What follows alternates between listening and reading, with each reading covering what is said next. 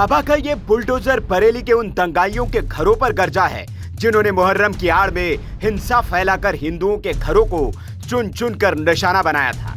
दरअसल यूपी के बरेली जनपद के शाही थाना इलाके के गौसगंज गांव में दंगाइयों ने माहौल खराब करने की कोशिश की, लेकिन बाबा की पुलिस ने इन दंगाइयों को ऐसा सबक सिखाया कि अब इस जिंदगी में दंगा फसाद करने और पत्थर उठाने से पहले 100 बार सोचेंगे।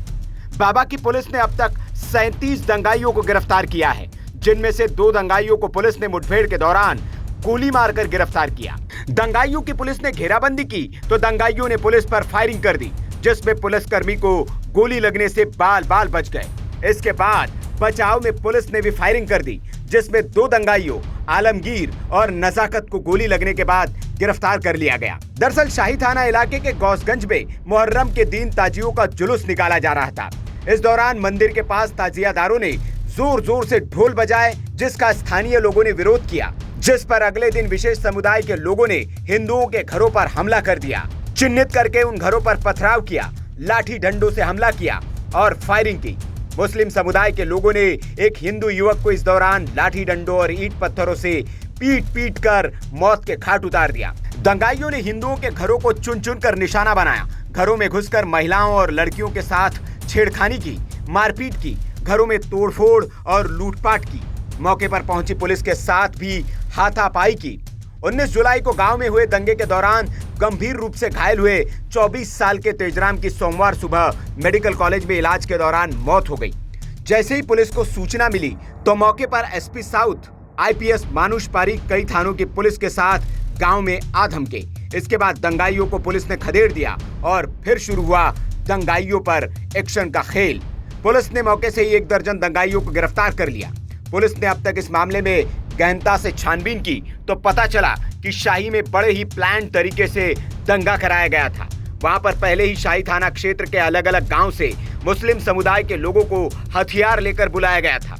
इसके बाद प्लानिंग के तहत घरों पर हमला बोल दिया गया। गनीमत रही कि वक्त पर पुलिस पहुंच गई, वरना उस दिन पूरे गांव में मातम पसर गया होता। पुलिस के पहुंचते ही दंगाई भाग खड़े हुए।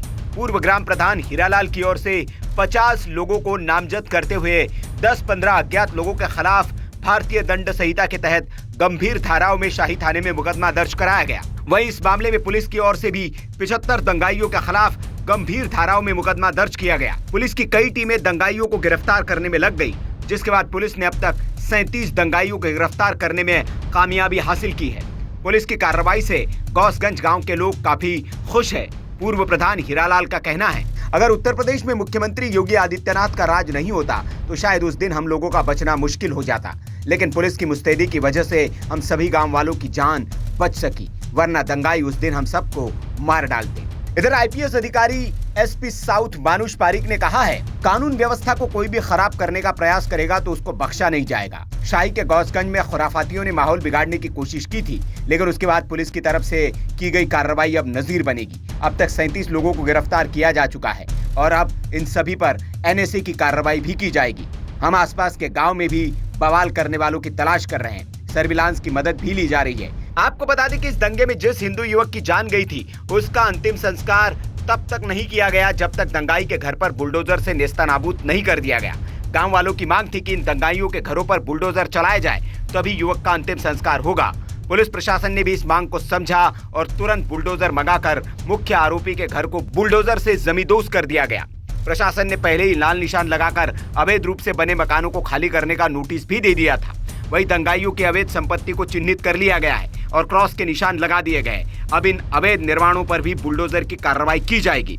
इसके साथ ही इन दंगाइयों की संपत्ति भी जब्त की जाएगी, ताकि इन दंगाइयों के हाथ आगे से पत्थर उठाने से पहले कांपने लगे और इनको सबक मिल सके। Bureau report, VK news. VK news, राष्ट्र के नाम।